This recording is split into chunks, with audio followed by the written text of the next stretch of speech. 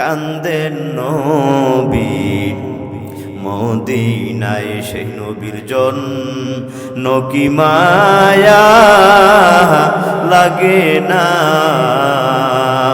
হায়রে মানুষ নামাজ কেনে পড়ো না, হায়রে উম্মত মসজিদে কেন আসো না। 5 ওয়াক্ত নামাজ পড়বো, রাজি আছেন তো ইনশাআল্লাহ? আল্লাহ আমাদের সব ভাইকে কবুল করেন, বলেন আমিন। ইমাম গাজ্জালী রহমতুল্লাহি আলাইহি ফজরের নামাজ আদায় করার পর রহমতপুর গ্রামের দিকে হাঁটাহাঁটি শুরু করে দিলেন। কিছু দূর যাওয়ার পর একদল যুবক তাদেরকে বলতেছেন এটাই নাকি রহমতপুর গ্রাম। কয় হুজুর গো, রহমতপুর গ্রামের মাত্র এটাই শুরু। বলে এখানে গত রাত্রে আল্লাহওয়ালা মারা গেছেনি। কয় না, একেবারে গ্রামের শেষ এলাকায় একটা কাঠুরিয়া মারা গেছে। নবীর উম্মত এবার ওরা ডাক দিয়ে বলে হুজুর ওই লোকটার নাম কি? বলে ওই লোকটার নাম তো হলো আব্দুর রহমান। ইমাম গাজ্জালী বলেন হ্যাঁ, স্বপ্নের মধ্যে আব্দুর রহমান আল্লাহর পেয়ারার কথাই তো আমাকে বলা হলো। রহমতপুর গ্রামে চলে যায় আর ডাক দিয়া জিজ্ঞাসা করে এখানে এমন কোন আল্লাহওয়ালা মারা গেছে নেই? কয় না, এমন কোন আল্লাহওয়ালা মারা যায় নাই। উনি সাধারণ একজন কাঠুরিয়া, জঙ্গল থেকে কাঠ কেটে কেটে আইনা বিক্রি করে সংসারকে পরিচালনা করে। দেখেন, সাধারণ একজন মানুষ, আল্লাহওয়ালা এলাকার মানুষ জানে না, আছে না নাই? আপনি এই জন্য যাকে তাকে বলতেই পারবেন না লোকটা বেঈমান জাহান্নামী হয়ে গেল। কারণ গোপনে এমন কিছু আমল থাকতে পারে যে আমলটা আপনিও দেখেন না, আপনার 14 গোষ্ঠীর কেউ দেখে না, একমাত্র একজনই দেখেন। তার নাম কি? আল্লাহ বলেন গোলাম, দুনিয়ার মানুষ তোমাকে খারাপ বলে, কিন্তু তোমার গোপন এমন কিছু আমল আছে আমি আল্লাহই জানি, যার কারণে তোমাকে আমি ভালোবাসি। সুবহানাল্লাহ বলেন। রহমতপুর গ্রামে চলে যায়, যায় তাকে দেখে আব্দুর রহমান কাঠুরিয়ার সন্তানগুলো হাউমাউ করে কান্নাকাটি করে। আর ইমাম গাজ্জালীকে দেখে ডাক দিয়া বলে আল্লাহর ওলি গো, আপনার মতো এমন একজন আল্লাহ ওয়ালা দরকার, আলেম দরকার। রহমতপুর গ্রামে এমন কোনো আলেম নাই, আমাদের বাবার জানাজার নামাজটা সুন্নত তরিকায় পড়াবে।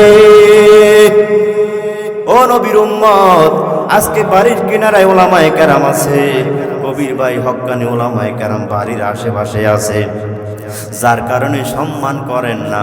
এই বাংলার জমিনের ইতিহাস 200 বছর আগের ইতিহাস তাকান। পুরা আওয়াজপুর কলমি ইউনিয়ন নয়, একটা উপজেলার মধ্যেও একজন আলেম পাওয়া যাইত না, ঠিক কিনা? বাংলার জমিন থেকে আজকে যদি আলেমদেরকে দুনিয়ার জমিন থেকে বিদায় করে দেয়া হয়, আর এই মাদ্রাসাগুলো বন্ধ করে দেয়া হয়, মসজিদগুলো বন্ধ করে দেয়া হয়, মুসলমান কপালে লিখে নাও, কুত্তা যেমন মরলে জানাজার নামাজ হয় না, তুমি আমিও মারা গেলে আলেম যদি না থাকে, হক্কানি ওলামায়ে কেরাম না থাকে, কুত্তা মরলে জানাজা হয় না, তুমি আমিও মারা গেলে জানাজার নামাজ পড়ানোর মতো এমন কোনো আলেম থাকবে না, ঠিক কিনা? ইমাম গাজ্জালী বলে হ্যাঁ, স্বপ্নের মধ্যেই আমাকে এই লোকটা আব্দুর রহমান পেয়ারা আল্লাহর বান্দার জানাজার নামাজ পড়ানোর জন্য পাঠিয়ে দিয়েছেন। আল্লাহু আকবার বলেন। ইমাম গাজ্জালী লোক মারফত সুন্নত তরিকায় কবর খুঁদলেন। কবর খুদার পর কাফনের কাপড় সুন্দরভাবে কেটে আল্লাহর বান্দাকে গোসল দেওয়ার পরে গায়ের মধ্যে কাফন পরিধান করালেন, জানাজার নামাজ পড়ালেন, আর মাটির কিনারায় চলে গেলেন। আর অন্ধকার কবরের কিনারায় আল্লাহর পেয়ারাটাকে এইভাবে হাতের মধ্যে নিয়ে কবরের মধ্যে নাইমা ডাক দিয়ে বলে রে কবরের মাটি, সাবধান সাবধান, বিয়াদবি করবি না, এটা আল্লাহর পেয়ারা। আল্লাহু আকবার। কোরআন অনুযায়ী যারা জীবনটা পরিচালনা করবা, রহমাতুল লিল আলামিনের পরিপূর্ণ সূরত সিরত যারা মানবা, পরিপূর্ণ যারা আমল করবা, আল্লাহ রব্বুল আলামিন তোমাদের জন্য জান্নাতুল ফিরদাউসে জায়গা করে রেখেছেন। ইন্নাল্লাযীনা আমানু ওয়া আমিলুস সালিহাত কানাত লাহুম জান্নাতুল ফিরদাউসি নুজুলা। ঈমান আনার পরে নেক আমল করলে নাজাত দিবেন কে, জান্নাত দিবেন কে? জোরে গণ। ও নবীর উম্মত, আজ দুনিয়াতে আসছি, ঈমান আছে কিন্তু আমলের কোনো খবর নাই। মসজিদের মিনারা থেকে আজান হয়, মসজিদের মধ্যে আপনাকে আমাকে পাওয়া যায় না। এরে যুবক ভাই, আজকে যুবক তোমাকে আল্লাহ বানাইছেন, যৌবনের বাহাদুরে দিয়া মাস্তানি করলি, ক্ষমতার দাপট দেখাইলি, বিভিন্ন জায়গায় খুন খারাপি করলি, অন্যায় করলি। যৌবন আল্লাহ তোমাকে এই জন্য দেয় নাই।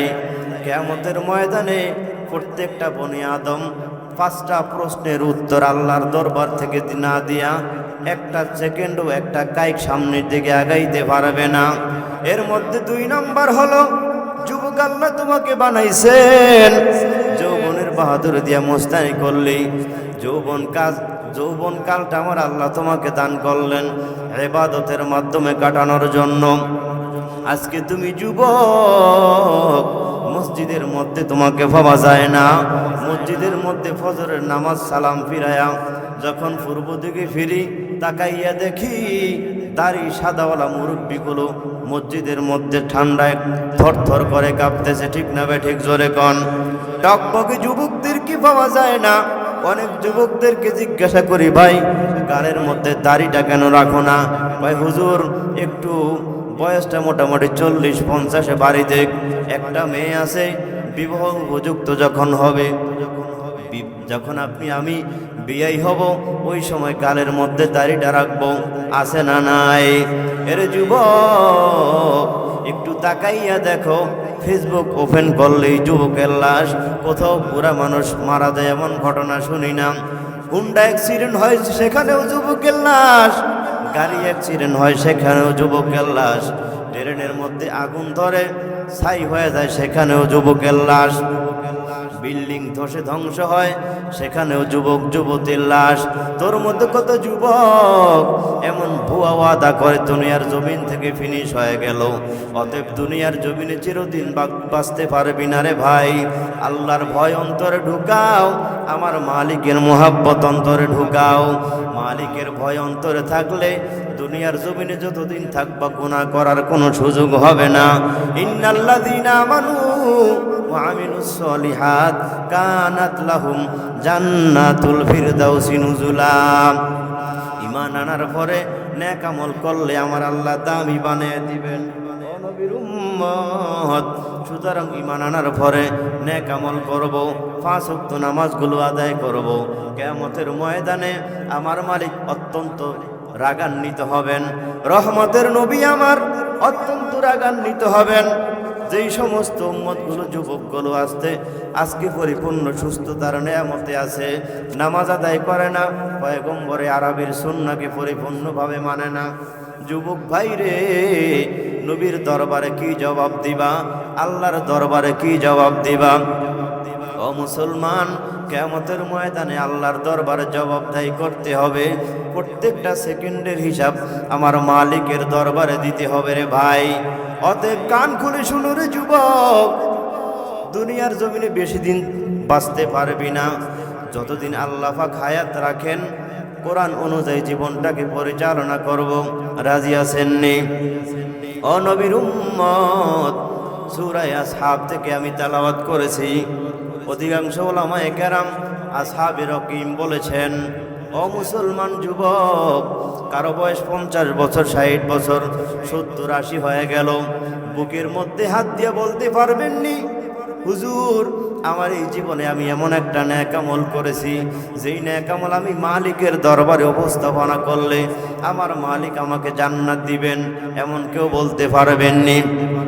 বরং না না, যেই সমস্ত সাহাবায়ে কেরামদেরকে আল্লাহ জান্নাতের সার্টিফিকেট দান করলেন, ওর কোনো সন্দেহ নাই, জান্নাতি কোনো সন্দেহ নাই, তারপরেও মৃত্যুর আগ পর্যন্ত দুনিয়ার জমিনে চোখের পানি ফালাইয়া কান্নাকাটি করতেন আর বলতেন, আমার কি হবে? আল্লাহ আমাকে মানুষ না বানাইয়া জঙ্গলের ঘাস বানাইতো, জঙ্গলের গাছপালা বানাইতো, পশু পাখি বানাইতো, দুনিয়ার জমিন থেকেই ধ্বংস হয়ে যাইতাম। কিন্তু আমাদের কি আল্লাহ মানুষ বানাইছেন, মালিকের দরবারে প্রত্যেকটা মিনিটের হিসাব দিতে হবে। অতএব আল্লাহকে ফাঁকি দেওয়ার কোনো রাস্তা নাই রে যুবক। ও নবীর উম্মতের দল, এবার বলেন হুজুর এই এমন একটা নেক আমল করতে পারি নাই। অতএব দুনিয়ার জমিনে আল্লাহ রাব্বুল আলামিন যেই কোনো একটা ওসিলাতেই জান্নাত দান করবেন। পৃথিবীর বুকে কিছু মানুষ দেখবেন নামাজ পড়া তার কাছে প্রিয়, আছে না নাই? অনেক মুসলমান আছে রোজা রাখা তার কাছে প্রিয়। কিছু মানুষ আছে নামাজও পড়ে না, রোজাও রাখে না, মাদ্রাসা মসজিদে দান সদকা করে, আছে না নাই? দান সদকা আপনি অস্বীকার করতে পারবেন না। এক এক মানুষকে কিয়ামতের ময়দানে আল্লাহ এক একভাবে জান্নাত দান করবেন। এর নবীর উম্মতের দল, তিনটা যুবকের কথা বলবো। ওই তিন যুবকের সাথে আপনার আমার আমলটা যদি মিলতে পারে অথবা যদি না মিলে, জীবনে এমন একটা কাজ করবেন মালিকের দরবারে, আল্লাহ গো আজকে দুনিয়াতে আপনি আমি নামাজ পড়ি, হয়তো বা 100 বছর পর্যন্ত নামাজগুলো আদায় করলাম, কবুল হওয়ার মতো নয়, কিন্তু একটা সেজদা যদি মালিকের দরবারে কবুল হয়ে থাকে, তাহলে একটা সেজদাকে কেন্দ্র করে আমার মালিক আল্লাহ আপনাকে আমাকে জান্নাত দান করবেন। সুবহানাল্লাহ। ও নবীর উম্মত, আল্লাহ বলছেন ঈমান আনার পরে নেক আমল কামাই করার জন্য। ও নবীর উম্মত, এবার আল্লাহর কাছে প্রশ্ন হয়, মালিক আপনি কোরআনের মধ্যে বলেছেন ঈমান আনার পরে নেক আমল করার জন্য, নেক আমল করলে আপনি আমাদেরকে জান্নাত দান করবেন। নেক আমল তো অবশ্যই করতে আসি রে মালিক, কিন্তু যদি আপনি কিয়ামতের ময়দানে আমাদেরকে রাগ করে আপনার জান্নাত দিয়ে আবার বের করে দিবেন নাকি? সন্তান যখন কোনো অপকর্ম করে মা বাবার মেজাজ অত্যন্ত গরম হয়ে যায়। বাবা ডাক দিয়া বলে, তুই আমার ঘর থেকে বের হ, তোর কারণে আমার বদনাম হয়, মানুষের সামনে আমি লজ্জা পাই, চোখে মানুষের সামনে আমি যাইতে পারি না। তুই এত বড় অপকর্ম করো আমার সন্তান হইয়া, আজ থেকে বললাম তুই আমার সন্তান না, ঘর থেকে বের হয়ে যাও। আপনার বিবিকে ধরে ধরে যদি আপনি মারেন, শ্বশুর বাড়িতে আপনার আপ্যায়ন ভালো হয় না। এবার মালিককে ডাক দিয়ে বললাম, মালিক কিয়ামতের ময়দানে আপনি যদি আমাদেরকে জান্নাত দান করেন, মা বাবার মতো শ্বশুর শাশুড়ির মতো ঘর থেকে বের করে দিবেন নাকি? এবার আল্লাহ ডাক দিয়া কয়, না না, আমি আল্লাহ দুনিয়ার মা বাবার মতো না রে গোলাম, খালিদিনা ফিহা লা ইয়াবগুনা আনহা হিওয়ালা। আমি আল্লাহ এমন মালিক, আমি আল্লাহ কেমন কুদরতের মালিক, যাকে আমি আল্লাহ ঈমান আমল পরীক্ষা করে নির্ভেজাল ঈমান আমল যদি আমি আল্লাহ তাকে পাই, তার হাতের মধ্যে পাই, আমল নামার মধ্যে পাই, চেহারার মধ্যে, কপালের মধ্যে পাই, আমি আল্লাহ যাকে জান্নাত দান করব, কোনো দিন তার জান্নাত থেকে আর কোনো দিন তাকে বের করা হবে না। কোনদিন তার জান্নাত থেকে আর বের করা হবে না, সব সময় জান্নাতের মধ্যে থাকবেন। কিছু কিছু মানুষ কয়, হুজুর কতদিন আর ভালো খানা সহ্য হবে? ভালো খানা জান্নাতের মধ্যে কতদিন সহ্য হবে? একটু অস্বস্তিকর লাগবে না? না, এমন কোনো বিরক্ত বোধ হবেন এমন কোনো কাজ জান্নাতের মধ্যে নাই। প্রসাব নাই, পায়খানা নাই, খানা খাবেন, মনে মনে ভাববেন আমি একটা গরিব ছিলাম, আরে অনেক মানুষ দেশের প্রধানমন্ত্রী ছিল, রাষ্ট্রের টাকাগুলো খরচ করে করে বন্যার নাম দিয়ে সারা দেশ ঘুরে, আছে না নাই? রাষ্ট্রের টাকা খরচ করে ওই রাষ্ট্রে যায়, সেখানে যায়, আল্লাহ আমি প্রধানমন্ত্রী হইতে পারলাম না, চরপেশনের এমপিও হইতে পারলাম না, কোনো দিন বিমানে উঠতে পারি নাই, আমার মনটা চায়। আল্লাহ সেটাও কোরআনের মধ্যে বলছেন, মা তাশতাহি আনফুসুকুম ওয়ালাকুম ফিহা মা তাদউন। সুবহানাল্লাহ পড়েন। বান্দা তোমার অন্তরে যা কিছু চাওয়া পাওয়া আছে, আমি আল্লাহ তোমার সব আশা পূরণ করব। সুবহানাল্লাহ করেন। আপনি বলবেন, আল্লাহ কোনোদিন আমি বিমান উঠতে পারি নাই, সাথে সাথে জান্নাতের মধ্যে আপনার জন্য বিমান অলরেডি রেডি হয়ে যাবে, আপনি নিজে পাইলট হবেন, জান্নাতের মধ্যে আপনি বিমান চালাবেন। আল্লাহু আকবার পড়েন। কথাগুলো বিশ্বাস হয়? আল্লাহ প্রত্যেকটা চাওয়া পাওয়া আপনার আমার পূরণ করবেন। অতএব সে আল্লাহর ইবাদত করতে রাজি আছি না নাই? সম্মানিত হাজিরিন, সম্মানিত হাজিরিন, তাই আসুন কোরআন থেকে কথা শুনবো। আল্লাহ বলছেন ঈমান আনার পরে নেক আমল করলে জান্নাত দিবেন, জান্নাতুল ফিরদাউস। স্থান করে দিবেন। জান্নাতের মধ্যে যাদেরকে আল্লাহ ঢোকাবেন কোনোদিন তার জান্নাত থেকে আর বের করা হবে না। এরে নবীর উম্মতের দল, তিনটা যুবক কোথাও একদিন সফরে রওনা হয়ে গেল।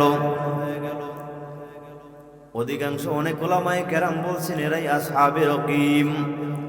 রাস্তা দিয়ে হাঁটতে হাঁটতে যাইতে যাইতে তাকাইয়া দেখে আকাশের মধ্যে মেঘ শুরু হয়ে গেল।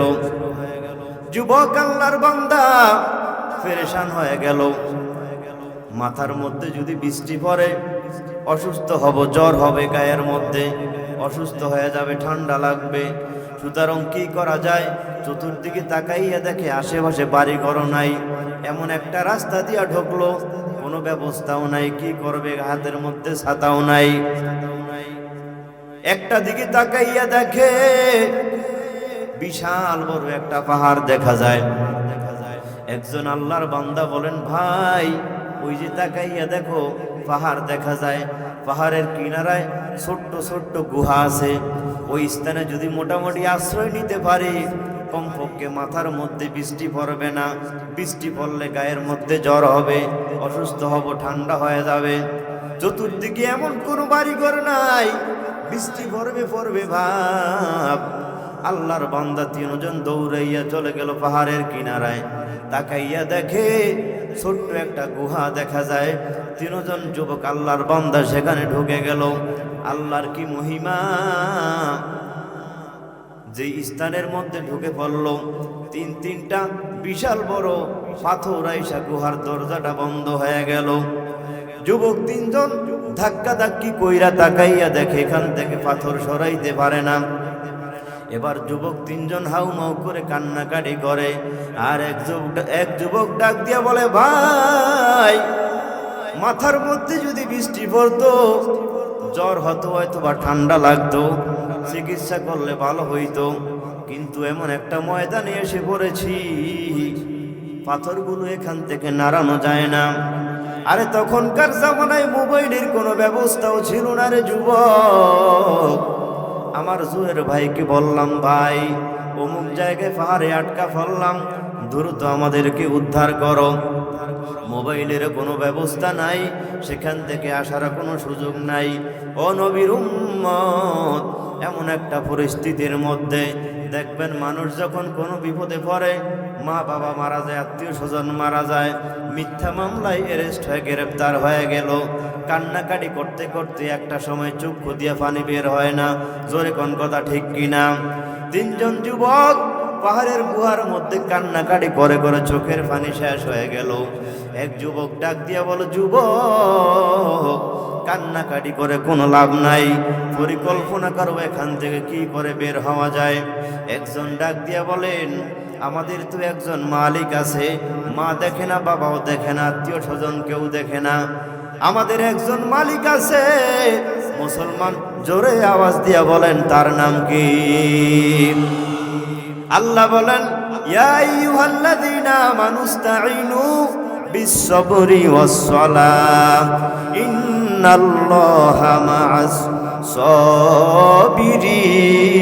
সাবিরিন। আল্লাহু আকবার। আল্লাহ ইমানদারদেরকে ডেকে ডেকে বলেন, ইমানের দল, মুমিনের দল, বিপদে পড়ে গেছো, তোমার মা জানে না, বাবা জানে না, আত্মীয় স্বজন কেউ জানে না, এমন একটা জায়গায় পড়ে গেছো, আমি আল্লাহর সাহায্য ছাড়া সাহায্য কেউ করতেও পারবে না। সুতরাং গোলাম, দুইটা জিনিসের মাধ্যমে আমি আল্লাহর কাছে সহযোগিতা কামনা করো। একটা হলো ধৈর্য, 2 নাম্বার হলো নামাজ। আজ আপনি আমি বিপদে পড়ে গেলে আপনার আমার ধৈর্যও নাই, নামাজও নাই, ঠিক না বে ঠিক? জোরে কন। বিভিন্ন জায়গায় সহযোগিতা কামনা করি। আল্লাহ বলেন, দুনিয়ার জমিনে যারা বিপদে পড়ে, সাথী যদি ওরা আমি আল্লাহর সহযোগিতা কামনা করে, ওর আত্মীয় স্বজন কেউ নাই, দুনিয়ার জমিনে এমন কোনো নেতাও নাই তাকে সহযোগিতা করবে। আল্লাহ বলেন, আমি আল্লাহর দরবারে কান্নাকাটি করে যদি সহযোগিতা কামনা করে, দুনিয়ার কোনো মানুষের সহযোগিতা তার লাগবে না। এমন মানুষকে আমি আল্লাহ তার জন্য ফিট করে দিব, দুনিয়ার জমিনে সে কোনোদিন কল্পনাও করতে পারবে না, ঠিক কিনা? ও নবীর উম্মত, আজ দুনিয়াতে আপনি আমি বিপদে পড়ে গেলে আল্লাহর কাছে সহযোগিতা চাই না, নামাজও নাই, সহযোগিতাও নাই। বিপদে পড়ে গেলে এমন কিছু মানুষ আছে আল্লাহকে গালিগালাজ করে, আছে না নাই? ধান সিদ্ধ করছে, মেঘ শুরু হয়ে গেছে, মহিলা কয় আসমান কি ছিদ্র হয়ে গেল নাকি, বুঝলাম না। শুধু আমাদের উপরেই এত বিপদ, আমার আশেপাশে আমার কত মানুষ আছে জীবনে কোনো সময় অসুস্থ হয় না, একটু রোগ হয় না, খালি বেরাম আল্লাহ এই ঘরটার মধ্যে দিয়ে রাখে, বলে কি বলে না? ও নবীর উম্মত, বিপদ তোমার উপরে, এটা আল্লাহ পাকের পক্ষ থেকে পরীক্ষা। আল্লাহ বলেন বিভিন্নভাবে আমি আমার গোলামদেরকে পরীক্ষা করে থাকি। দুনিয়াতে দেখবেন যেই সমস্ত মানুষগুলো অসুস্থ থাকে, নবী বলেন অসুস্থতা দিয়ে আল্লাহ তাদের জিন্দেগীর গুনাহগুলো মাফ করে, সুবহানাল্লাহ কোন। ও নবীর উম্মত, আজকে বিপদ দেখলে আমি আল্লাহর ব্যাপারে আবল তাবল মন্তব্য করি। আল্লাহ বলেন গোলাম, না না, তোমার যে কোনো একটা অন্যায় আছে, তোরে আমি অত্যন্ত ভালোবাসি রে গোলাম। বিপদ দিয়ে আমি আল্লাহ সিগন্যাল দেই, তোকে আমি অনেক মোহাব্বত করি, তোর দ্বারা এই অন্যায় হয়, এই গুনাহ হয়, এটা থেকে আস্তে করে গোলাম ফিরে আয়। আস্তে করে যখন ফিরে আবি, আমি আল্লাহ তোর অবস্থার পরিবর্তন ঘটাইয়া দিব। ও নবীর উম্মত, এবার এক যুবক ডাক দিয়া বলে, যুবক, আমাদের একজন মালিক আছে, ওনার কাছে আমরা সহযোগিতা কামনা করি। একজন ডাক দিয়া বলে, ভাই কিভাবে সহযোগিতা কামনা করব? বলে মালিকের কাছে কান্নাকাটি করি, দুনিয়ার কোনো সহযোগিতার হাত নাই, মালিকের দরবারে সহযোগিতা কামনা করব।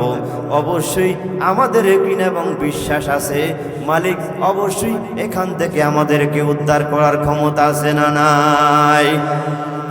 এবার এক নাম্বার যুবক বলেন, জীবনে এমন কোন আমল করছনি যে আমল দিয়ে আল্লাহর দরবারে ক্ষমা চাইলে এখান থেকে উদ্ধার হতে পারবি? দুইটা যুবক ডাক দিয়া কয়, না না, এমন আমল তো করতে পারি না। এক নাম্বার বলেন, আমার জীবনে একটা নেক আমল আছে, আল্লাহর দরবারে কবুল হলো কিনা আমার জানা নাই। ও নবীর উম্মত, এর চরকলমি এলাকার মুসলমান যুবক ভালো করে শুনে নাও, এর পর্দার আড়ালের আম্মা জান, আজকে তোমার ঈমান আছে কিন্তু নেক আমল করো না, নামাজ আদায় করো না। জীবনে যদি কবুলিয়ত একটা নেক আমল আল্লাহর দরবারে তোমার কবুল হয়ে থাকে, 70 বছর নামাজ আদায় করছো, রোজা করে রাখছো, ইবাদত করছো, যে কোনো একটা ইবাদত যদি মালিকের দরবারে কবুল হয়ে থাকে, আমার মালিকই একটা ইবাদত করে মালিকের জান্নাত আমাদেরকে দান করে দিবেন। ও নবীর উম্মত, এক যুবক ডাক দিয়ে বলে, ভাই আমার জীবনে এমন একটা নেক আমল আছে, আমি যখন মালিকের দরবারে বলবো, তোমরা দুইজনে এইভাবে হাত উঠে আমিন আমিন মনে মনে বলবা। দুইজন যুবক হাত উঠাইলো। এক নাম্বার যুবক ডাক দিয়া বলে, ও দয়ার মালিক, এমন একটা জায়গায় বিপদে পড়ে গেলাম, মা জানে না, বাবা জানে না, দুনিয়ার কেউ জানে না। আরে রাস্তা থেকে পাহাড় অনেক দূরে, এখানে চিল্লা চিল্লি করলেও আমাদের আওয়াজ রাস্তা পর্যন্ত পৌঁছাবে না। এমন একটা রাস্তা দিয়া ঢুকলাম, এই রাস্তায় সাধারণত কোনো মানুষও চলে না। আল্লাহ, কেনই বা তুমি এখানে আনছো? তোমার কুদরতের খেলা বোঝা বড় কঠিন। এক নাম্বার যুবক বলেন, মালিক, আমি এক সময় অনেক টাকার মালিক ছিলাম, ধন সম্পদের আমার অভাব ছিল না। একটা সময় আমার ধন সম্পদগুলো পরিচালনা করার জন্য গরু, ছাগল, মহিষ, ভেড়ার বিশাল বড় আমার ফাল ছিল। এগুলোকে পরিচালনা করার জন্য আমার কয়েকজন কর্মচারী ছিল। কর্মচারীর মধ্যে একজন কর্মচারী আমার সাথে তর্ক বিতর্ক লাইগা আমাকে ডাক দিয়ে বলে, মালিক আমার, এতদিন পর্যন্ত আমি আপনার কাজ করলাম, চাকরি করলাম, আপনার সাথে আমার মনের বেমিল হয়ে গেল, সুতরাং আমি আজ বলি আপনার কাজ আমি করব না, আপনি আমাকে রোগশোধ দিয়া দেন। যুবক আল্লাহর বান্দা বলেন, মালিক, অসহায় গরিব আমার কাছে কিছু টাকা পয়সা পেত, টাকা পয়সাগুলো আমার কাছে রাইখাই চলে গেল। ও দয়ার মালিক, টাকা পয়সাগুলো আমি মেরে দিতে পারতাম, ইচ্ছা করলে টাকা পয়সাগুলো আটকে দিয়ে তাকে জনমের মতো মারতেও পারতাম, আমার যাররা পরিমাণ চুল পরিমাণ ক্ষতিও করতে পারতো না। একটা সময় আমি আমার পকেট থেকে কিছু টাকা দিয়া, আল্লাহর বান্দা গরিব অসহায়ের টাকাগুলো দিয়া আমি কয়েকটা বকরি কিনে দিলাম। আমার কর্মচারীর মারফত এগুলোকে আমি পরিচালনা করলাম। 4 অথবা 5টা বছরে এই যে বকরি কিনলাম, বিশাল একটা ফাল হয়ে গেল। 4 অথবা 5 বছর পর গরিব অসহায় আমার দরবারে আইসা চোখের পানি ফালাইয়া কান্নাকাটি করে আর বলে, মালিক আমার, আমি অত্যন্ত দুর্বল হয়ে গেলাম, সংসার চালাইতে আমার অত্যন্ত কষ্ট হয়, যে টাকাগুলো আপনার কাছে রেখে গেলাম মেহেরবানি করে আপনি আমার টাকাগুলো ফেরত দিয়া দেন। 1 নম্বর যুবক বলেন, আল্লাহ, আমি আমার কর্মচারীর হাতের মধ্যে ধরলাম, আমার সেখানে বিশাল বকরির পালের কিনারায় নিয়ে গেলাম, আর ডাক দিয়া বললাম, কর্মচারী রে, তুমি অত্যন্ত গরিব, সুতরাং এই যে বিশাল একটা বকরির ফাল দেখো, তোমার জন্য আমি দান করে দিলাম, দিয়া দিলাম। এবার যুবক বলেন, আল্লাহ গো, না না, ও দয়ার মালিক, এই বকরি তো আমার না, বকরির ফালটা আমার না, মালিক আমার, সামান্য কিছু টাকা আমি আপনার কাছে পেতাম, আপনি আমার টাকাগুলো ফেরত দিয়া দেন। এবার দয়ার মালিক আল্লাহকে সাক্ষী করে যুবক ডাক দিয়ে বলে, আল্লাহ গো, আমি গরিব অসহায়কে বললাম, তুমি যে টাকাগুলো আমার কাছে আমানত রেখে গেলা, আমার পকেট থেকে কিছু টাকা পয়সা দিয়া এবং আমি কয়েকটা বকরি কিনে আমার কর্মচারীর মারফত পরিচালনা করলাম, আজকে কয়েকটা বছরে বিশাল একটা বকরির ফাল হয়ে গেল, সুতরাং আমার কোনো দাবি নাই, আমার কোনো দাবি নাই, তুমি অত্যন্ত গরিব অসহায়, তোমার সংসার পরিচালনা করতে অনেক কষ্ট হয়, সুতরাং আমি তোমাকে আল্লাহর জন্য, তোমার ফ্যামিলির খুশির জন্য, আমার কোনো দাবি নাই, আমি আমার মালিকের রাজি এবং খুশির জন্য এই বকরির পালটা দান করে দিলাম, দিয়া দিলাম। গরিব অসহায় চোখের পানি ফালাইয়া ডাক দিয়ে বলে, মালিক আমার, আপনি আমার উপরে এমন দয়া করবেন, রহম করবেন, কোনোদিন কল্পনাও করি নাই। ও নবীর উম্মত, ও শিক্ষিত এলাকার মুসলমান, ইমানি হালতে বলেন, এই নেক আমলটা আল্লাহর দরবারে অবশ্যই কবুল হওয়ার মতনই। বিশাল বড় পালটা দান করে দিল, আল্লাহর বান্দা হাসতে হাসতে বিশাল বড় পালটা নিয়ে গেল। ওরা বলে আল্লাহুম্মা আমিন, অন্তরে অন্তরে বলে আমিন। এবার 1 নম্বর যুবক বলেন, দয়ার মালিক, ইচ্ছা করলে আমি আমার গরিব অসহায় টাকাগুলো মেরেও দিতে পারতাম, আজকে দেখবেন কত বড় লোক, কাজের জন্য মানুষ নেয় কি নেয় না, একদিনে 500 টাকা 600 টাকার বেতন দেয়, 1 সপ্তাহ 1 মাস পর্যন্ত তার পিছনে ঘুরতে হয়, টাকার জন্য, আছে না নাই? ও নবীর উম্মত, এগুলো করা সম্পূর্ণ হারাম। আমার মালিক আল্লাহ কিয়ামতের ময়দানে গরিব অসহায় যারা, তারা আজকে দুনিয়ার জমিনে তারা গরিব অসহায়, টাকাও নাই পয়সাও নাই, আজকে আপনি বড় লোক হইয়া ধমক দিয়ে তার টাকাগুলো মেরে দেন, কিয়ামতের ময়দানে আপনার সম্পূর্ণ নেক তার আমল নামায় দিতে হবে।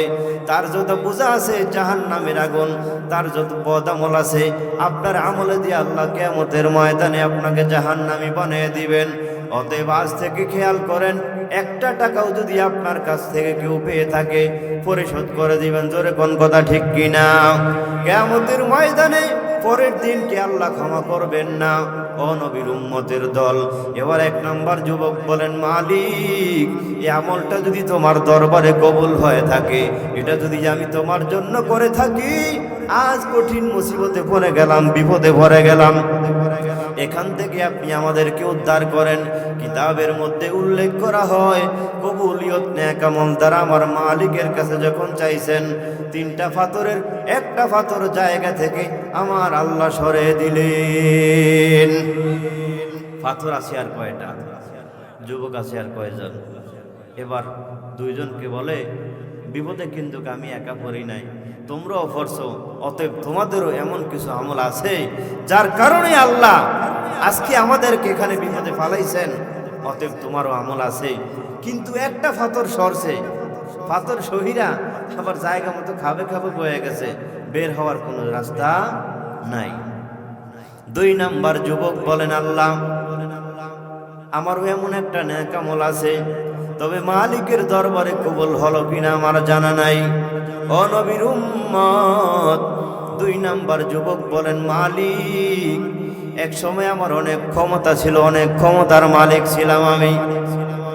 এই ক্ষমতার দোহাই দিয়া বিভিন্ন জায়গায় আমি জেনা ব্যভিচার করতাম, মানুষের টাকা পয়সা আত্মসাৎ করতাম।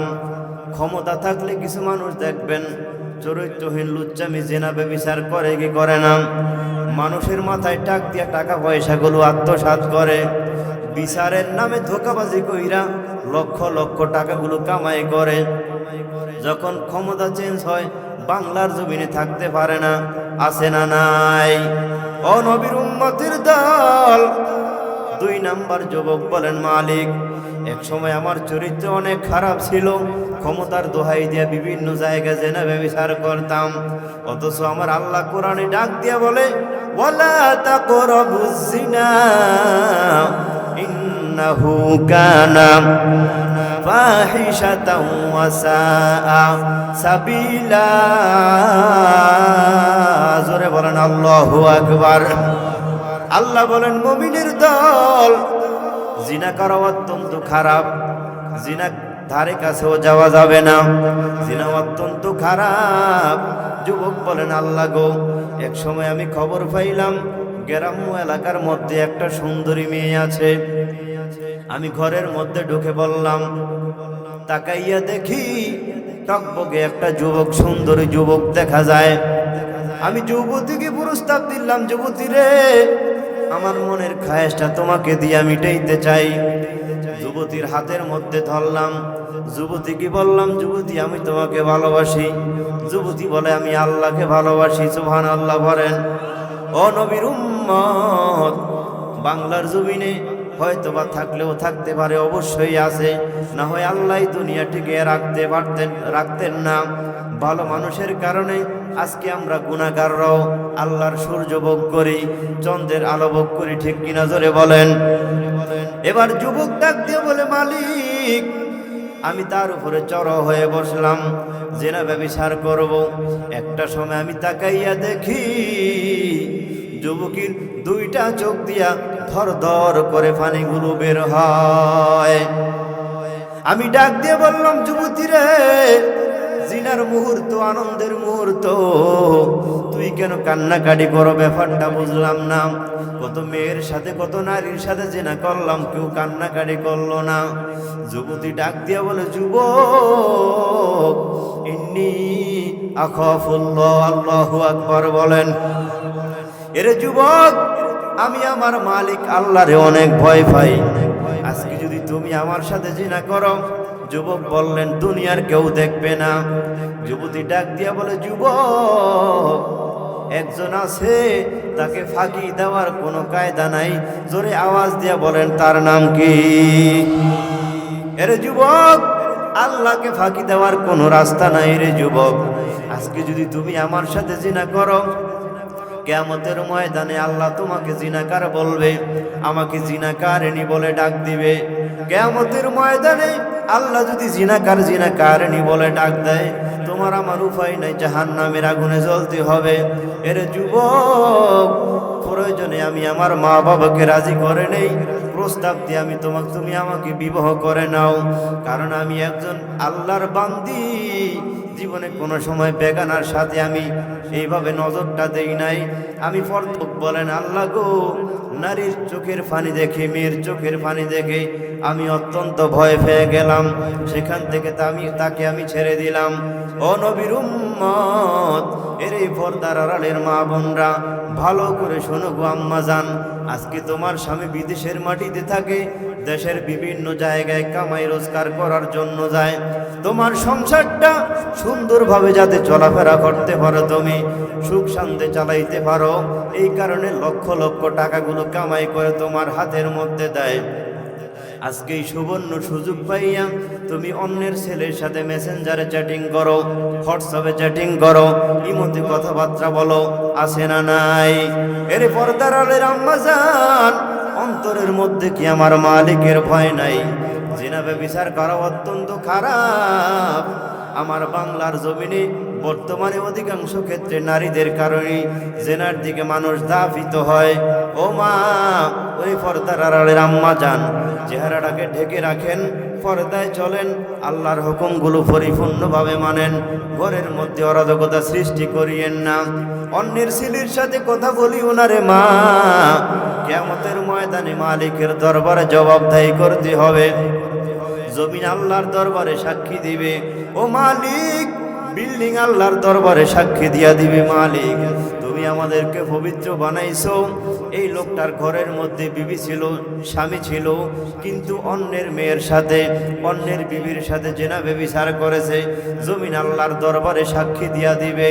ও নবীর উম্মত, আল্লাহর দরবারে ফাঁকি দেওয়ার কোনো জায়গা নাই। আল্লাহ রব্বুল আলামিনের জমিন সাক্ষী দিয়া দিবেন।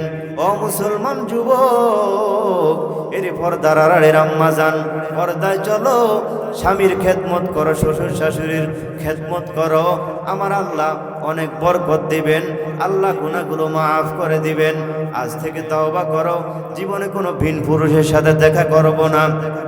কিছু কিছু মহিলা আম্মা জানরা রাস্তাঘাটে যখন আমরা বিভিন্ন জায়গায় যাই, হুজুর দেখলেই কাপড় টানের চেহারাটা সুন্দরভাবে ঢাকে, আছে না নাই? অথচ তার এলাকার 5-6 জন যুবকের সাথে হাসি তামাশা করে, চেহারা দেখাইয়া কথাবার্তা বলে।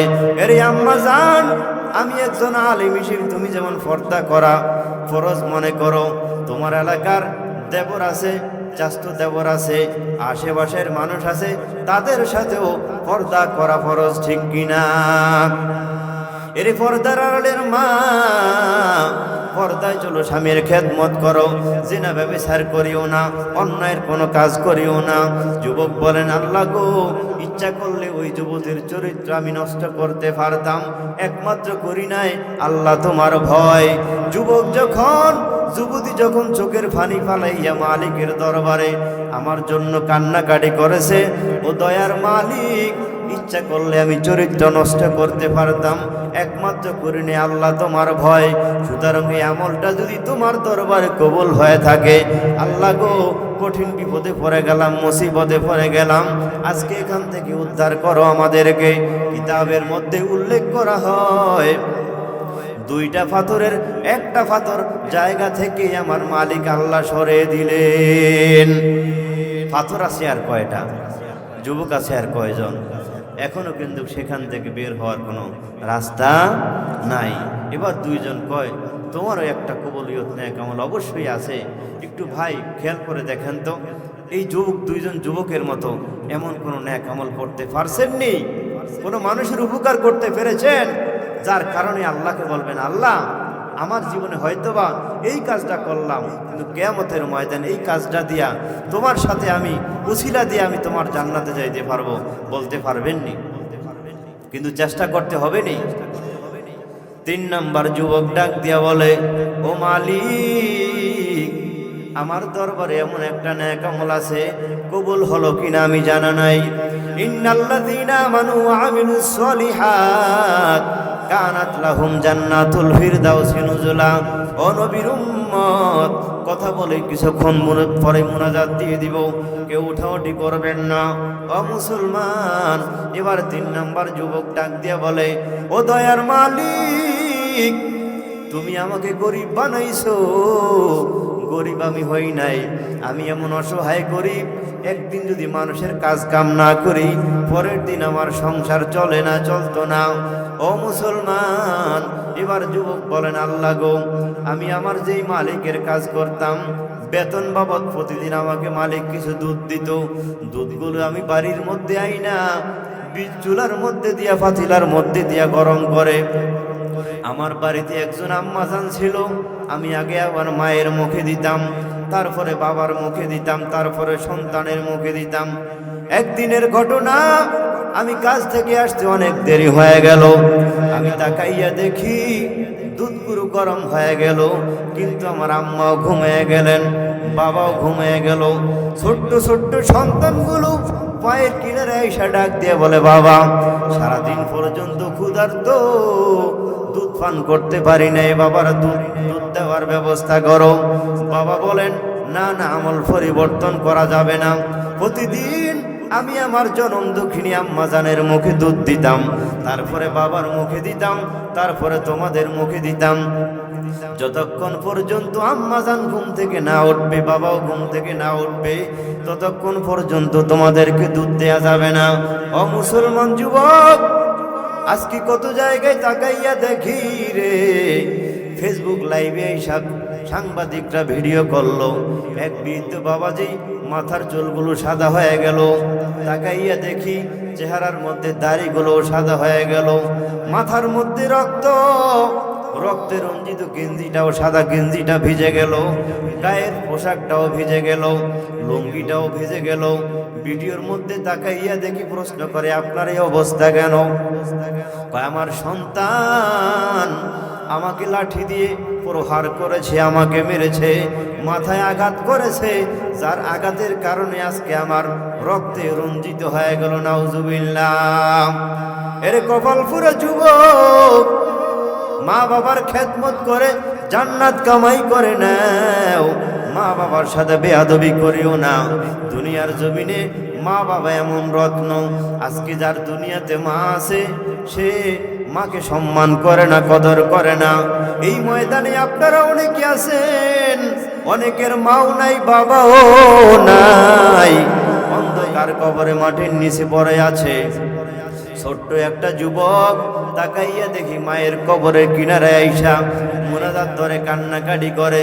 ঈদের দিন সবাই যার যার বাড়িতে আনন্দ ফুর্তি করে, ছোট্ট বাচ্চা চোখের পানি ফালাইয়া হাউমাউ করে কান্নাকাটি করে, আর ডাক দিয়ে বলে, মা গো, আজকে একটা মাসের উপরে হয়ে গেল আমি যে আমার আম্মাকে হারাইলাম। আমি যখন মাদ্রাসায় ছিলাম রে আম্মা জান, তোমার সাথে যখন মোবাইলে কথা বলতাম, হৃদয়টা আমার শান্ত হয়ে যাইতো। 2 মাস 3 মাস 2.5 মাস পরে আমি যখন বাড়ির মধ্যে আসতাম, ওই চাঁদ মাখা চেহারা দেখলে আমার অন্তরটা জুড়ে যাইতো। মাদ্রাসায় শুধুমাত্র ডাল দিয়ে ভাত খাইতাম, সাধারণ তরকারি দিয়ে ভাত খাইতাম। আম্মা জানের হাতের পাক খাইলে, জাদু মাখা চেহারাটা দেখলে আমার হৃদয়টা শান্ত হয়ে যাইতো। গভীর রাত্রে যখন আমি আমার মায়ের কিনারায় ঘুমাইতাম, তাকাইয়া দেখি গভীর রাত, ঘুমটা ভেঙ্গে গেল। এমন সময় আমি আমার মায়ের গায়ের উপরে হাত দিলাম, অনুভব করলাম আমার কিনারায় আমার আম্মা জান আছেন, অটোমেটিক ঘুম চলে আসতো। আজকে একটা মাস হয়ে গেল আমার যে মা নাই, আমার দুনিয়ার জমিনে আমি মা হারাইলাম। আল্লাহ গো, তুমি কেন এই কাজটা করলা? আমার মায়ের সাথে তুমি আমাকেও নিয়ে যাইতা। কয়েকদিন পর আব্বাজান একটা বিবাহ করে বউ আনবে, উনি আমাদেরকে দেখতেও পারবেন, আমাদের উপরে বিভিন্নভাবে নির্যাতন করবে। জোরে বলেন কথা ঠিক কিনা? ও নবীর উম্মত, ছোট্ট মাদ্রাসার সন্তানের চোখের পানি দেখে নিজেও চোখের পানি রাখতে পারলাম না। বাচ্চা হাউমাউ করে কান্নাকাটি করে আর ডাক দিয়া বলে, মালিক। কত মেয়েরা, কত আম্মা জানরা, আমার চাচিরা, আমার মামিরা, ফুপুরা আমাকে সান্ত্বনা দেয়, বাবা রে কান্নাকাটি করিস না, তোর আম্মা মারা গেছে, কি হইছে? কিন্তু আমরা আছি, আমরা তোকে তোর মায়ের চাইতে আদর করব। সন্তান ডাক দিয়ে বলে, মালিক, এরে আম্মা জান, রাত্রিতে যখন আমি ঘুমাই মাথার মধ্যে একটাই টেনশন, দুনিয়ার জমিনে আমার সে মা নাই, আমি কাকে মা বলে ডাকবো? কত মেয়েরা আমাকে সান্ত্বনা দেয়। সুতরাং আপনার চেহারার দিকে তাকাইলে যেমন আমার মনটা ভরে যাইতো, ওদের চেহারার দিকে তাকাইলে আমার মনটা ভরে না। ও নবীর উম্মতের দল, এই সন্তান কান্নাকাটি করে। আজ দুনিয়াতে যুবক, মা আছে, বাবা আছে, সম্মান করো না, খেদমত করো না। যার মা নাই তাকাইয়া দেখো চোখের মধ্যে পানি, মায়ের জন্য কান্নাকাটি করে, বাবার জন্য কান্নাকাটি করে। আল্লাহ গো, আজকের এই মাহফিল থেকে বললাম, যার মা নাই অন্ধকার কবরে শায়িত, আমাদের আব্বা আম্মার কবর আযাব তুমি বন্ধ করে দাও। ওই অন্ধকার কবর এমন এক মাটির ঘর, সাথী নাই, বন্ধু নাই, বান্ধব নাই, বাতিও নাই, আলোর কোনো ব্যবস্থা নাই। ও দয়ার মালিক, ছোট্ট মাসুম বাচ্চা কান্নাকাটি করে। ও নবীর উম্মত, যার মা নাই সে বুঝে মা না থাকার কত যন্ত্রণা। আজকে কত যুবক গভীর রাত্রে ঘরের দরজায় যখন মা বলে ডাক দিবে, মাথা যদি ফাটাইয়াও ফলায়, মা বলে কান্নাকাটি করে। মা যদি অন্ধকার কবরে থাকে জবাব আর দিবে না, বাবাও অন্ধকার কবরে আছে, জবাব দিবে না। অতএব যাদের মা আছে, বাবা আছে, সম্মান করো, খেদমত করো, সম্মান বাড়িয়ে দিবেন কে? এবার যুবক ডাক দিয়ে বলে, মালিক, আমার সন্তানগুলো কান্নাকাটি করে করে জায়গায় ঘুমিয়ে গেল, আমি আমার আম্মা জানের কিনারায় দাঁড়িয়ে গেলাম। গভীর রাত, আমার মা জননীর ঘুমটা ভেঙে গেল। মা জননী ঘুম থেকে আশ্চর্য হয়ে গেলে দাঁড়িয়ে বসে গেলেন, আর ডাক দিয়ে বললেন, আব্বা জান, তুই কি ঘুমাও নাই? আমি বললাম, না মা, ঘুমাই নাই। ওই যে তাকাইয়া দেখো, তোমার নাতিগুলো ঘুমাইয়া গেল।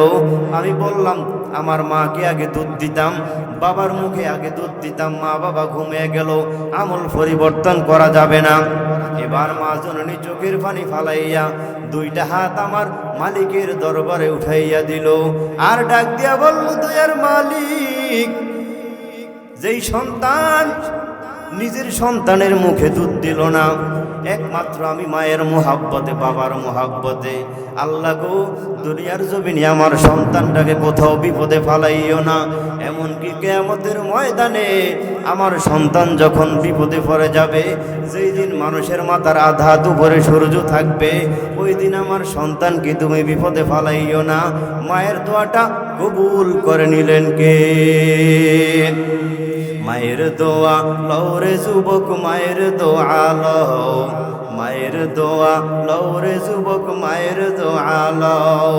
আরে বিপদে পড়বে না তুমি যখন যেথায় যাও, মায়ের দোয়া লওরে যুবক, মায়ের দোয়া লও। একটি গ্লাস পানির ফলে বাইজিদের কোলে তুলে, হাত তুলে মা বলে, বাইজিদকে ওলি বানাও। মায়ের দোয়া লওরে যুবক, মায়ের দোয়া লও। আর বিপদে পড়বে না তুমি যখন যেথায় যাও, মায়ের দোয়া লওরে যুবক, মায়ের দোয়া লও। যা কিছু করছো জীবনে, কিছু হয়নি মায়ের দোয়া বিনে। যা কিছু করছো জীবনে, কিছু হয়নি মায়ের দোয়া বিনে। ওই মা বাবারই খেদমত করে একটু দোয়া লও। মায়ের দোয়া লওরে যুবক, মায়ের দোয়া লও। মায়ের দোয়া লওরে যুবক, মায়ের দোয়া লও। আরে বিপদে পড়বে না তুমি যখন যেথায় যাও, মায়ের দোয়া লওরে যুবক, মায়ের দোয়া লও। এবার 3 নাম্বার যুবক বলেন, ও দয়ার মালিক, আমি আমার সন্তানগুলোর মুখে দুধ দিলাম না, আম্মা জানের মুখে আগে দুধ দিলাম। আমার আম্মা জান আমার জন্য প্রাণটা খুলে দোয়া করে গেলেন, আল্লাহ গো, এই আমলটা যদি আমি তোমার রাজি এবং খুশির জন্য করে থাকি, আজকে কঠিন বিপদে পড়ে গেলাম, সুতরাং এখান থেকে তুমি আমাদেরকে উদ্ধার করো। কিতাবের মধ্যে উল্লেখ করা হয়, আল্লাহর বান্দা যুবক যখন মা বাবার এই নেক আমলের কথা বলে, মা বাবার খেদমতকে উসিলা করে, আল্লাহর দরবারে যখন ক্ষমা চাইছেন, দোয়া চাইছেন, আমার আল্লাহ একটা পাথর জায়গা থেকে এমনি এমনি সরিয়ে দিলেন। 3টা যুবক চাটিয়াল ময়দানের মধ্যে চলে আসলো, আর ডাক দিয়া বলল, মালিক, সামান্য আমলগুলো করলাম, এগুলো মনে হয় তোমার দরবারে কবুল হয়ে গেল। আল্লাহ গো, জীবনে কত আমল আমাদের থেকে ছুটে গেল, আজ থেকে ওয়াদা করলাম, জীবনে যতদিন বেঁচে থাকি কোনোদিন তোমার সাথে নাফরমানি করব না, অন্যায়ের কোনো কাজ করব না, অপরাধের কোনো কাজ করব না। আল্লাহ বলেন, গোলাম, খাঁটি অন্তরে যদি আমি আল্লাহর দরবারে তওবা করতে পারো, আমি আল্লাহ যত বড়, আমি আল্লাহর ওয়াদাও তত বড়, আমি আল্লাহ যত বড় গো, আমি আল্লাহর জাহান্নামের শাস্তিও তত বড়। আমি আল্লাহকে কেউ নত করতে পারবি না। তবে হ্যাঁ, মুনাজাতে যদি 2 ফোঁটা চোখের পানি ফালাইয়া আমি মালিকের দরবারে বলতে পারো, রব্বানা যালামনা আনফুসানা ওয়া ইল্লাম তাগফির লানা ওয়া তারহামনা লানাকুনান্না মিনাল খাসিরিন। জোরে বলেন আল্লাহু আকবার। আল্লাহ বলেন, গোলাম আমি আল্লাহর দরবারে যদি করুণ কণ্ঠে কান্নাকাটি করে তওবার মতো তওবা করে ক্ষমা চাইতে পারো, আমি দয়ার মালিক, এমন মালিক, আমি আল্লাহ বান্দার জিন্দেগীর গুনাহগুলো মাফ করে বান্দার নামটাকে জান্নাতের খাতায় লিখতে আমি আল্লাহ একটা সেকেন্ড দেরি করি না।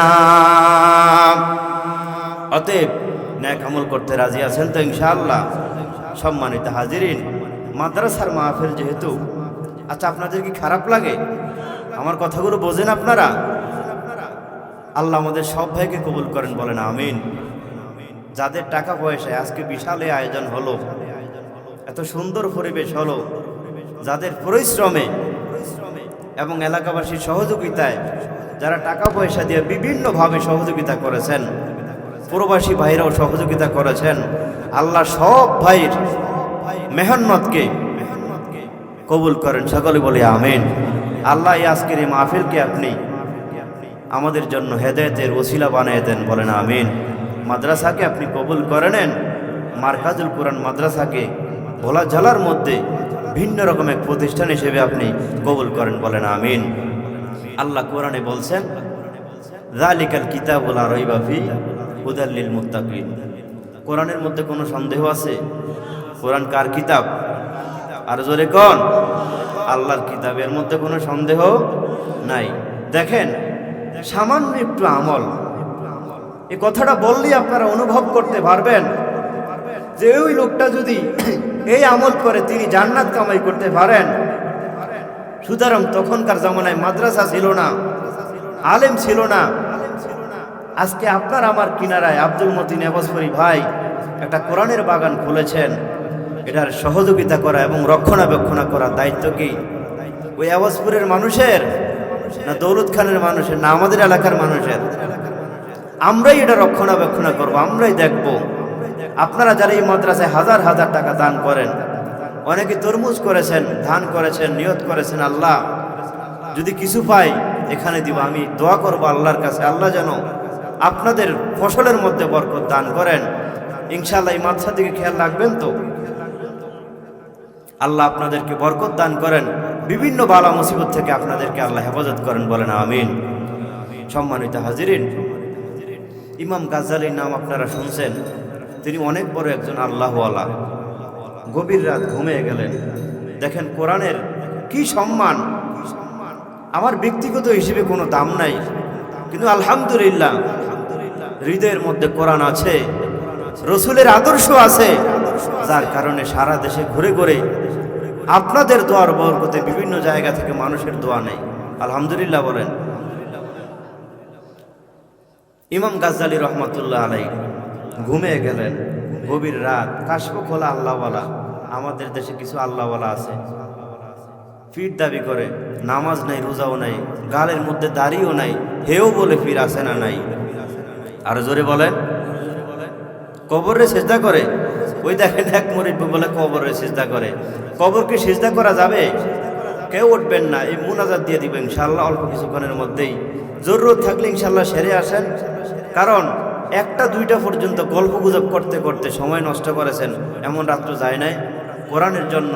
যদি আপনার ঘুম চলে আসে, এখানেই ঘুমিয়ে পড়েন, মুনাজাতের আগে আপনাকে আরেকজন জাগ্রত করে দেবে। সম্মানিত হাজিরিন, ফিরির পায়ে সেজদা, মাজারে সেজদা, মোমবাতি, এগুলো কি বৈধ না অবৈধ? এগুলো কোনো ভালো মানুষ করতে পারে? পীর পূজা আর মাজার পূজা চলছে দেশটা জুড়িয়া, শিরিক বিদাত ভণ্ডামিতে দেশটা গেল ভরিয়া, সেনা নাই গাজার কলকি টান মারিয়া, গাজার কলকি টান মারিয়া দেখায় খাজার শান, ওরা কিসের মুসলমান, ওরা কিসের মুসলমান, আছে না নাই? ওয়াজ মাহফিল হইলে কোথাও সেথায় যেতে চায় না মন, রাত পরিয়া দেখতে পারে হিন্দি সিনেমার নাটক, আছে না নাই? দুই আঙ্গুলের চিপায় আবার বিড়ি মারে টান, ওরা কিসের মুসলমান, ওরা কিসের মুসলমান? এই দুনিয়ার মোহে পড়ে অনেক মুসলমান, নামাজ রোজা সব ছাড়িয়া শোনে টিভির গান, ওরা কিসের মুসলমান, ওরা কিসের মুসলমান? জোরে জোরে বলেন কথা ঠিক কিনা? ইমাম গাজ্জালী রহমাতুল্লাহি আলাই ঘুমে গেলেন গভীর রাত, কে যেন ডেকে ডেকে বলেন, ও ইমাম গাজ্জালী, রহমতপুর গ্রামে আমার একজন ওলিয়ে কামেল মারা গেল, সকালবেলায় সেখানে যাইবা, সুন্নত তরিকে জানাজার নামাজ পড়াবে, কবর খুঁজবে, এমন কোনো আলেম রহমতপুর গ্রামে নাই। ইমাম গাজ্জালী রহমতুল্লাহি আলাই স্বপ্নটা ভেঙ্গে গেল, আর মনে মনে ভাবে, এই গভীর রাত আমাকে কে ডাক দিল? কাশফুকুল আল্লাহওয়ালা, বর্তমানে যারা গাঞ্জা খায় আল্লাহর ওলি দাবি করে, এদের মতো বাটফার নয়, ধোকাবাজ নয়, যারা তাদের মুরিদের সেজদাগুলো পীরের কদমে নেয়, এদের মতো হারামখোর নয়, একজন আল্লাহওয়ালা বড় একজন জবরদস্ত আলেম ইমাম গাজ্জালী রহমাতুল্লাহি আলাই। আর ডাক দিয়ে বলে, আমার মালিকের আওয়াজ, মনে হয় আমার মালিকই আওয়াজটা দিয়েছেন। এবার ঘুমটা ভেঙ্গে গেল, আর বলে, ঘুমকে নষ্ট করে যেহেতু ঘুম ভেঙ্গে গেল, সুতরাং আর ঘুম যাইয়া কোনো লাভ নাই, ওযু করে তাহাজ্জুদে নামাজ আদায় করে আল্লাহু আকবার বলেন। ও নবীর উম্মতের দল, আজ কোরআনের বাগান মারকাজুল কোরআন মাদ্রাসায় ছাত্ররা কোরআনুল কারীম তেলাওয়াত করে, কোরআন পড়ে। ও মুসলমান গো, মানুষগুলো মাজারে টাকা পয়সা দান করে, কবরের লোকটা জীবিত না মৃত? আর জোরে বলেন। আপনার বাড়ির কিনারায় মাদ্রাসা আছে, এখানে দান করেন, নিজ হাতে টাকা দেন, কোরআনুল কারীম কিনে দেন, মাদ্রাসার জন্য ইট সিমেন্টের ব্যবস্থা করে দেন, আল্লাহ বরকত বাড়িয়ে দিবেন। বাংলার জমিনের কিছু কিছু মানুষ এমন গরু ছাগল হয়ে গেল, পীরের সেখানে যায় হাজার হাজার টাকা পয়সা দান করে, সেখানে কোরআনের তেলাওয়াত নাই, বেপরদা অবস্থায় নারীরা যায়, ইমান আমল ধ্বংস হয়। বাড়ির কিনারায় মাদ্রাসায়, এখানে টাকা পয়সা দেয় না, আছে না নাই? যারা সহযোগিতা করেন, আমি আপনাদের জন্য অন্তর থেকে দোয়া করি। ইমাম গাজ্জালী বলেন, আর ঘুমিয়ে কোনো লাভ নাই, গভীর রাত তাহাজ্জুদের নামাজ কোরআনুল কারীমের তেলাওয়াতে সময়টা কাটায়া যায়। আল্লাহু আকবার বলেন। ও নবীর উম্মতের দল, যখন মুয়াজ্জিন মসজিদের মধ্যে আজান দিতেছেন, আল্লাহর ওলি কোরআনুল কারীমের তেলাওয়াত করেন, ও মুসলমান, মসজিদে যখন হাইয়া আলাস সালার আওয়াজ হয়, মুয়াজ্জিন ডাকে, আসো নামাজের দিকে আসো। পরে বললাম, মুয়াজ্জিন নামাজ পড়লে কি লাভ হবে? মুয়াজ্জিন পরে বলে, হাইয়া আলাল ফালা, গোলাম আল্লাহর কদমে সেজদা দে, তোর কপাল খুলে যাবে। সুবহানাল্লাহ। আজান শুনে আসো যারা বিছানায়, তাদের জন্য কান্দেন নবী মদিনায়, তাদের জন্য। সন্তানরা ডাক দিয়ে বলে, হুজুর, কাউকে আপনি আল্লাহর ওলি বলেন, ওলিয়ে কামেল বলেন, বলে তোমাদের বাবা। সন্তানগুলো ডাক দিয়ে বলে, না না না, আমাদের বাবার এমন কোনো আমল নাই যেই কারণে আমাদের বাবাকে ওলিয়ে কামেল আল্লাহর পেয়ারা বলা যায়। ও নবীর উম্মত, বাবা আল্লাহ বলা সন্তান জানে না, ঘরের বিবিও জানে না। ও নবীর উম্মতের দল, ইমাম গাজ্জালী বলেন, সন্তানদের সাথে আমি আর কথা না বাড়াইয়া পেয়ারাটাকে অন্ধকার কবরের মধ্যে দাফন করে দিলাম। আর সন্তানদেরকে ডাক দিয়ে বললাম, তোমাদের আম্মা কি বেঁচে আসেনি? কয়, হ্যাঁ আমাদের আম্মা বেঁচে আছে, চলো তোমাদের আম্মার কাছে জিজ্ঞাসা করা হোক। পর্দার আড়াল থেকে ডাক দিছে, বোন, কেন তোমার কাঠুরিয়া স্বামীকে আমার আল্লাহ এত উচ্চ মাকাম দান করলেন, ব্যাপারটা কিছুই বুঝলাম না, কি এমন আমল আছে যে আমলের কথা একটু বলে বলো। ও ডাক দিয়া কয়, না না, এমন কোনো আমল নাই যার কারণে ওলিয়ে কামেল আল্লাহ বলা যায়। ইমাম গাজ্জালি বলেন, হ্যাঁ এমন একটা আমল আছে যার কারণে আমার মালিক আমি এই জামানার সবচাইতে বড় আলেম। ইমাম গাজ্জালিকে স্বপ্নের মধ্যে হুকুম করা হলো এই আল্লাহর পেয়ারার জানাজার নামাজ পড়ানোর জন্য। আল্লাহু আকবার। এবার বিবি ডাক দিয়া বলে, হুজুর আল্লাহর ওলি গো, হ্যাঁ এমন একটা আমল আমার স্বামীর আছে, তবে এটার কারণে এত বড় আল্লাহওয়ালা হওয়া যায় আমাদের তো জানা নাই। ও নবীর উম্মত, ইমাম গাজ্জালি বলেন, বল সেই আমলটা হলো কি আমল, একটু ভালো করে বড় রে বোন। পর্দার আড়াল থেকে ডাক দিয়া বলে, আমাদের এলাকায় কোনো আলেম নাই, মাদ্রাসায় মসজিদও নাই। আমার স্বামী একজন মুসলমান হিসেবে আল্লাহর কোরআনুল কারিমের তেলাওয়াত জানতো না। অনেক দূর থেকে আমার স্বামী আল্লাহর কোরআনুল কারিমের একটা কপি কিনে আনলেন, কোরআনুল কারিম হাদিয়া দিয়া কিনে আনলেন আমার ঘরের মধ্যে। আল্লাহর কোরআনটাকে আমার স্বামী মেহমান বানাইয়া কোরআনুল কারিমটাকে সকাল সন্ধ্যায় চুমন করেন। গভীর রাত যখন হয়, আমরা যখন ঘুমাই, আমার স্বামী কোরআনুল কারিমটাকে এইভাবে মেলে আল্লাহর কোরআনের উপরে প্রত্যেকটা লাইনের উপরে হাত ঘোরায় আর ডাক দিয়া বলে, হাযা মিন কালামি রব্বি, হাযা মিন কালামি রব্বি, হাযা মিন কালামি রব্বি, আল্লাহু আকবার। আর চোখের পানি ফালাইয়া বলে, এটা আমার মালিকের কালাম। কপাল বড় খারাপ, রহমতপুর গ্রামে কোনো আলেম নাই, এই স্থানে কোনো ওলামায়ে কেরাম নাই। আজকে যদি আলেম থাকতো, আলেমের কাছে যাইয়া আমি কোরআনুল কারিমটাকে সহি শুদ্ধভাবে শিক্ষা করতাম। কিয়ামতের ময়দানে আমার আল্লাহ যদি জিজ্ঞাসা করেন, এরে আব্দুর রহমান, আমি আল্লাহ তোমাকে এত নেয়ামত দান করলাম, আমার বন্ধুর মারফত একটা কোরআনুল কারিম প্রেরণ করলাম, দুনিয়ার জমিনে কত বন্ধু বান্ধবের সিটি পল্লী রে যুবক, একটা বড় আল্লাহর কোরআনটাও ধরলি না। এবার আমি আব্দুর রহমান মালিকের দরবারে কি জবাব দিব? অন্তরের মধ্যে ভয়। এই কারণে বলে, আল্লাহ রহমতপুর গ্রামে কোনো আলেম নাই, যার কারণে কোরআনুল কারিমটা আমি শিখতে পারি নাই। সুতরাং কোরআনের প্রত্যেকটা লাইনে লাইনে হাত ঘুরাইতাম আর চোখের পানিগুলো কোরআনুল কারিমের মধ্যে ফালাইয়া ও পর্দার আড়াল থেকে ডাক দিয়ে বলে, হুজুর আমার স্বামীর চোখের পানি এখনো আল্লাহর কোরআনে এখনো বিদ্যমান আছে। ও মুসলমান, দেখবেন এই যে একটা মাহফিলের পোস্টার, এটার উপরে যদি এক ফোঁটা পানি পড়ে, লেখাটা স্থানে থাকে না, বিস্তৃত চতুর্দিকে সরে যায় কে যায় না? জোরে বলেন। চোখের পানি ফালাইয়া আল্লাহর বান্দা আব্দুর রহমান কাঠুরিয়া কান্নাকাটি করতেন। বলেন, বিভিন্ন জায়গায় আমার স্বামীর চোখের পানিগুলো পড়ে, কোরআনুল কারিমের লেখাগুলো বিস্তৃত হয়ে আছে।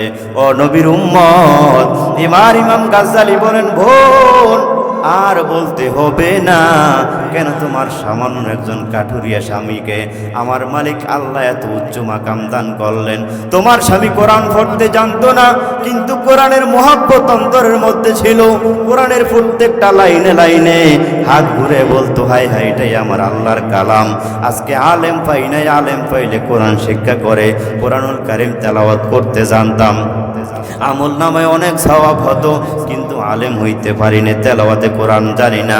যার কারণে আমার মালিকের দরবারে এই দৃশ্যটা অত্যন্ত ভালো লেগেছে, যার কারণে গভীর রাত স্বপ্নের মধ্যে জমানার সবচাইতে বড় আলেম আমি ইমাম গাজ্জালিকে আল্লাহ স্বপ্নের মধ্যে হুকুম করলেন, ও নবীর উম্মতের দল, ও বোন, তোমার কোনো টেনশন করতে হবে না। এই কোরআনের মুহাব্বতে তোমার স্বামীর কবরটাকে আল্লাহ জান্নাতের বাগান বানিয়ে দিয়েছেন। अल्लाह अल्लाह क्या मुबारक नाम है, अल्लाह अल्लाह आशिकू का काम है, अल्लाह अल्लाह इचे शिरी अस्त नाम शिरो शकर मिकुनत जहाँ नाम तमाम। या इलाही तू मेरा माबूद है या इलाही तू मेरा মাশুক है।